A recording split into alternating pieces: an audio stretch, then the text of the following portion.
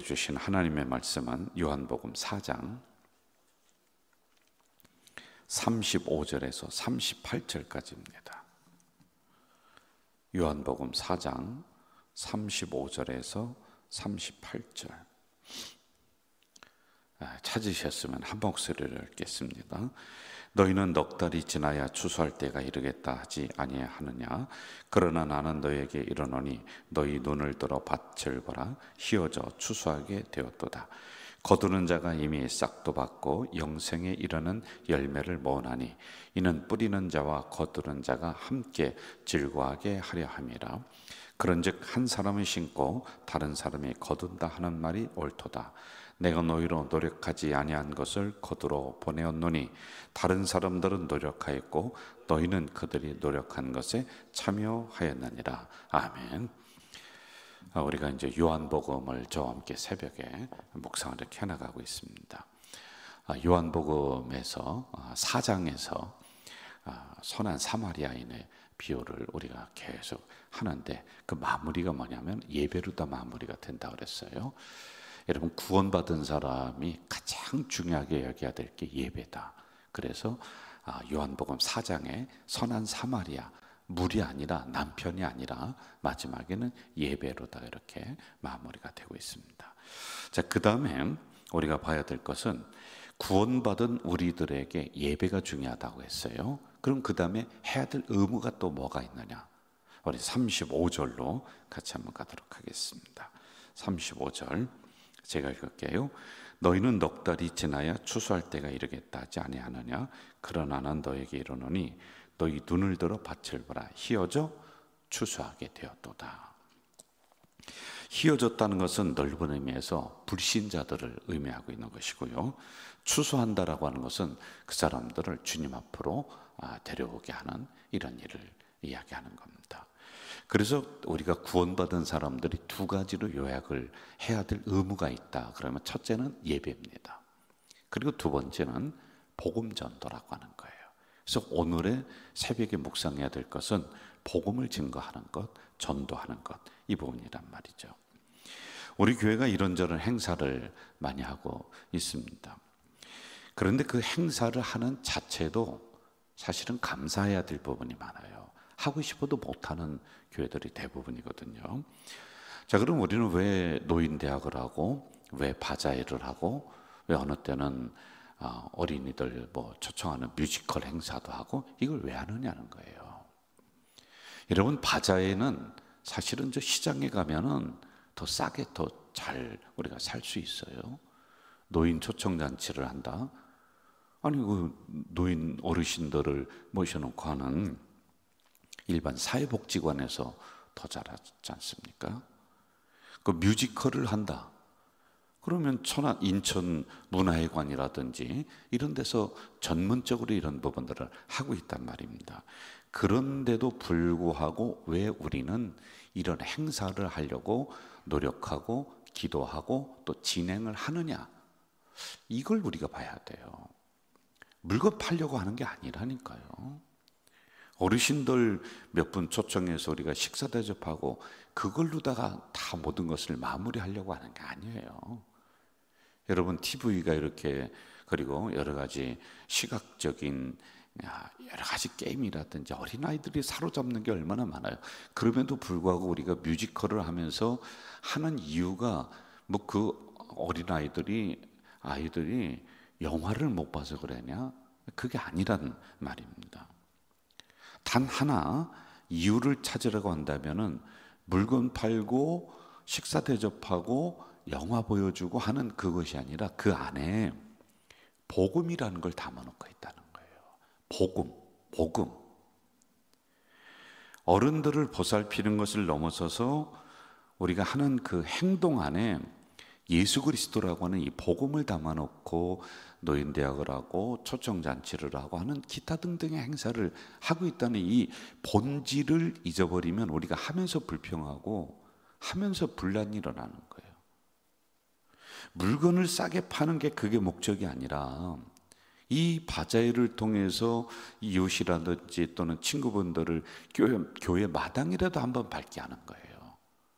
그러면 야, 가져질 교회가 이런 일을 하는구나. 그리고 이 일을 통해서 지역에 또 선한 영향력을 이렇게 끼치고 있구나라고 하는 것을 그들에게 알려주는 거란 말입니다. 그래서 본질을 잊어버리면 안 되는 거예요. 교회 문턱을 낮추는 것이다 라고 하는 것이죠. 수익을 창출하거나, 아니 뭐 어르신들이 식사 한 끼 못 하셔서 그런 분들이 얼마나 되겠습니까? 그게 아니라는 거예요. 그 안에 핵심은 예수 그리스도라는 복음을 담아놓고서 하는 것이다 라는 겁니다. 자, 36절로 한번 좀 가봅시다. 36절 같이 읽어볼까요? 시작. 거두는 자가 이미 삭도 받고 영생에 이르는 열매를 모으나니 이는 뿌리는 자와 거두는 자가 함께 즐거워하려 함이라. 복음을 증거하고 믿지 않는 사람들을 교회로 인도하는 이 의무가 우리들에게 반드시 있어요. 그래서 우리는 받아야 하고, 그래서 우리는 청춘대학 하면서 어르신들 초청하고 하는 이런 행사를 지역에 이렇게 하는 거란 말입니다. 36절에서는 너희들이 이미 싹쓸 받았기에, 그러니까 품값을 받았다는 거, 이미 그 일을 해라는 거예요. 그 일이 뭐냐? 복음 증거라는 겁니다. 그럼 무슨 싹스를 받았냐? 무슨 품삯을 받았느냐?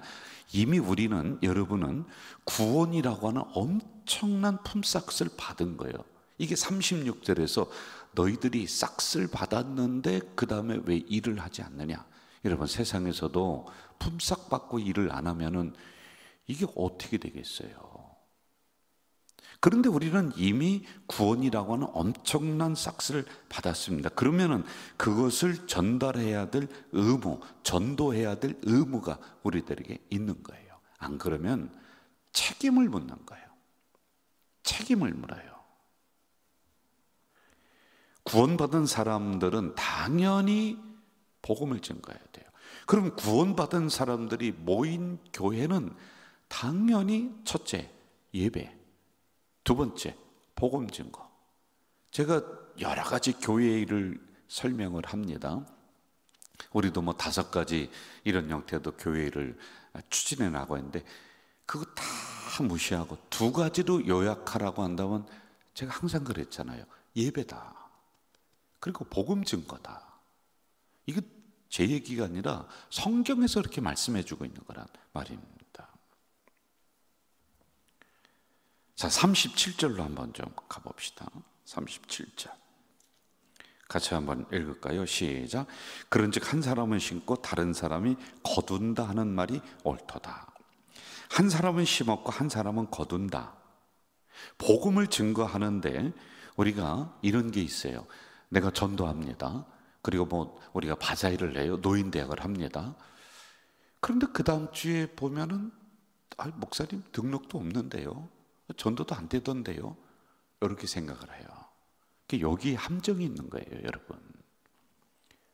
우리가 이웃 초청잔치를 뭐 지금 하지 않습니다만은 어린이 뮤지컬을 통해서 어린아이들을 초청해서 여기에서 수백 명이 우리 교회를 왔었어요. 근데 목사님 그 다음 주에 보니까 뭐 어린아이들이 교회도 안 나오던데요.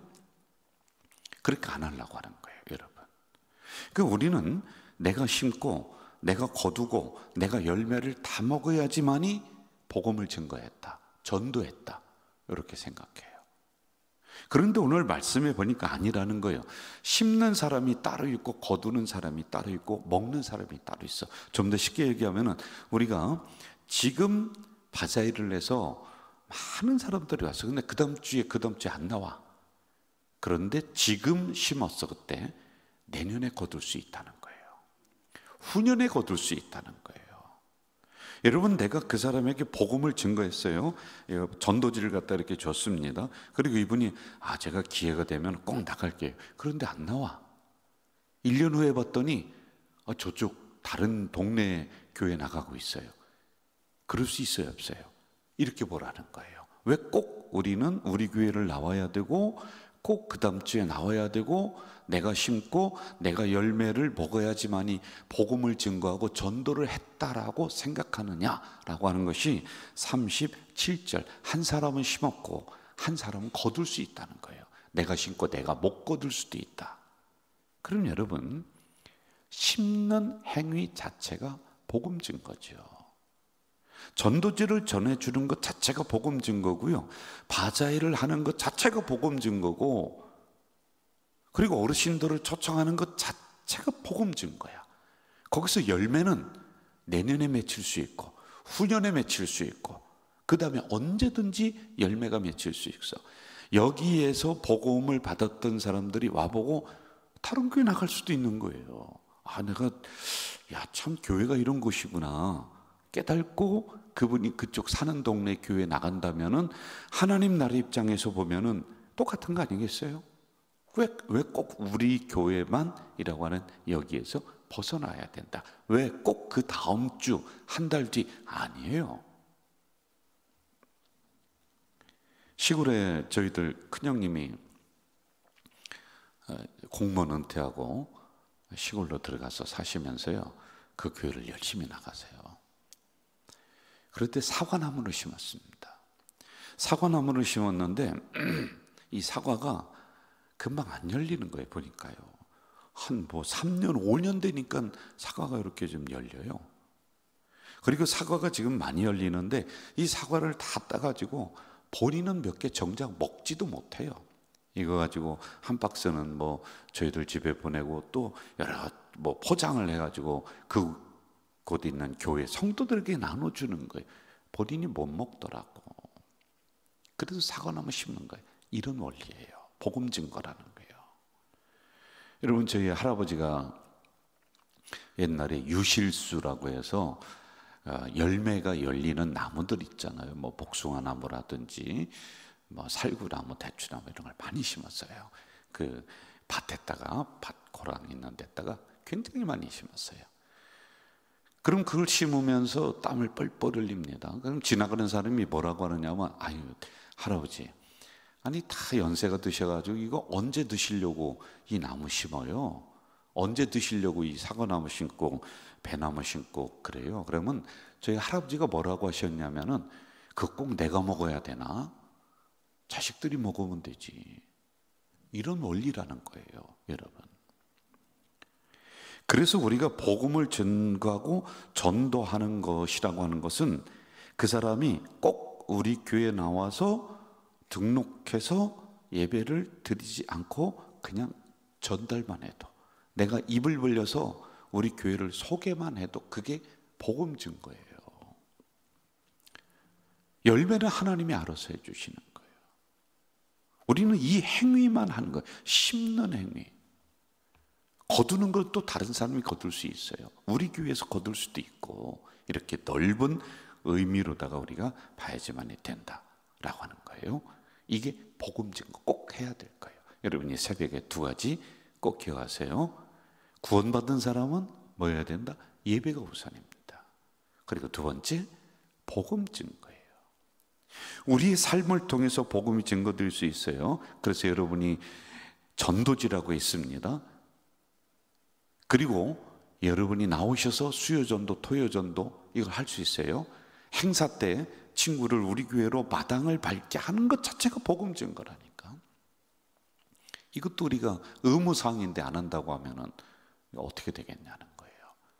그리고 더 중요한 건 하나님이 싹쓸 줬어. 돈을 줬대. 너 일꾼이지 그러면서 돈을 받았어요, 여러분. 돈을 받고 나서 나는 모르겠대 뒷짐지고 앉아 있는 거야.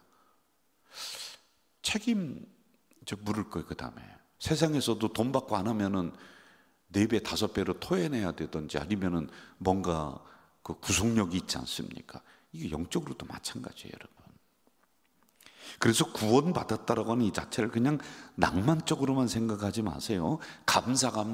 좋아요. 감사해야 돼요. 그런데 그 다음에 반드시 해야 되는 의무가 따라오는 거예요. 그래서 예수 믿는 게 쉬운 게 아니에요. 하나님 믿는 게 그렇게 날마다 즐겁고 날마다 쉬운 게 아니란 말이에요. 해야 되는 의무가 있는 거란 말이에요. 38절로 가면서 마무리합시다. 38절 시작. 내가 너희로 노력하지 아니한 것을 거두러 보내었노니 다른 사람들은 노력하였고 너희는 그들이 노력한 것에 참여하였느니라. 내가 너희를 노력하지 아니한 것에 거두러 보냈대. 다른 사람들은 노력했대. 그런데 노력하지 않은 사람이 거둘 수도 있다, 이거예요. 제가 목회를 하면서 이제 실망스러울 때가 있어요. 제가 그렇게 설교를 했는데 변하지 않아. 성도들이 변하는 게 없어요. 그리고 뭘 그렇게 작은 거에 시험 들었다 뭐 했다, 아니 우리가 어떻게 인생을 그렇게 살 수가 있습니까? 그렇게 해놓고요. 아니 어떻게 세상을 살면서도 수도 없는 일들이 일어나는데 뭐 작은 거에 그냥 뭐 이랬다 저랬다, 이런 걸 볼 때마다 굉장히 제 마음도 좀 시험 들고 이렇게 될 때가 있어요.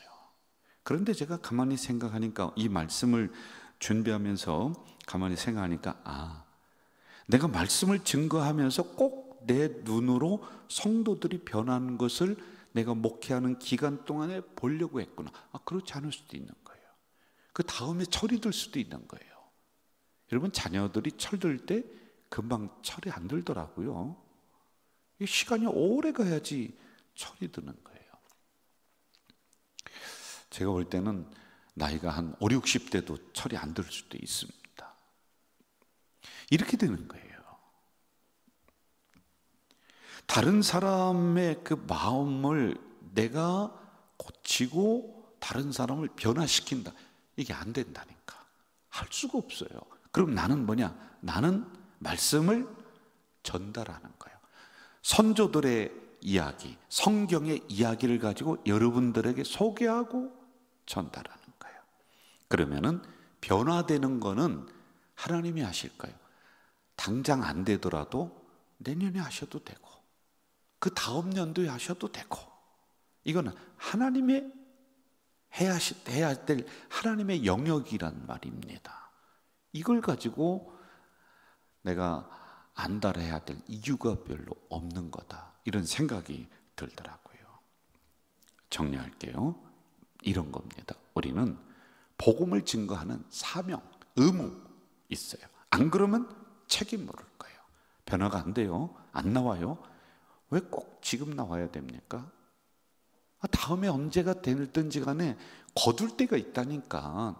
심지도 않고 우리는 거두려고 하는 게, 그게 더 이게 나쁜 심보 아니겠어요? 심어야지. 그럼 우리가 심어야 되는 거예요. 여러분이 심는 싹을 줬어. 품값을 줬는데 지금 시침이 떼고 그냥 입 싹 닫고 아무것도 안 하는 거 아니겠어요? 그러지 마세요. 우리 교회가 하는 모든 일들이 복음을 담아서 증거하는 거예요. 그 일에 함께 하는 것, 심는 거란 말입니다. 저도 제가 설교할 때 꼭 그때 변화가 안 돼도 하나님이 하셔야 할 그때가 있겠구나, 이렇게 우리가 여유롭게 생각을 할 거예요. 그럼에도 불구하고 저는 전하는 것, 전달하는 것, 말씀을 선포하는 것은 최선을 다하지 않습니까? 우리도 그렇게 해야 돼요. 여러분도 그렇게 해야 돼요. 오늘도 여러분이 살아가는 그 현장에서 여러분의 언행 심사를 통해 복음이 흐르는, 복음을 심는 이러한 놀라운 하루가 되시기를 주 이름으로 축원합니다. 사랑하시는 아버지 하나님, 이 새벽에 약한 저희들을 깨워주시고 불러주셨습니다. 감사합니다. 오늘 주신 말씀 두 가지, 구원받은 사람은 반드시 해야 될 의무가 있는데, 예배 그리고 복음 증거, 이것을 우리에게 다시 한번 깨우쳐 주시니 감사합니다. 이제 이 받은 말씀을 가지고 오늘도 심을 수 있도록 도와 주시옵소서. 열매 맺을 때가 있고, 그리고 그것을 먹는 사람이 다른 사람이 먹는다 할지라도 우리는 여전히 심는 것이 바로 복음 증거 의무인 줄 믿사오니, 이러한 우리의 하루가 될 수 있도록 인도해 주시옵소서. 예수님의 이름으로 기도하옵나이다. 아멘. 하늘에 계신 우리 아버지, 아버지의 이름을 거룩하게 하시며 아버지의 나라가 오게 하시며 아버지의 뜻이 하늘에서와 같이 땅에서도 이루어지게 하소서. 오늘 우리에게 일용할 양식을 주시고, 우리가 우리에게 잘못한 사람을 용서하여 준 것 같이 우리 죄를 용서하여 주시고, 우리를 시험에 빠지지 않게 하시고 악에서 구하소서. 나라와 권능과 영광이 영원히 아버지의 것입니다. 아멘.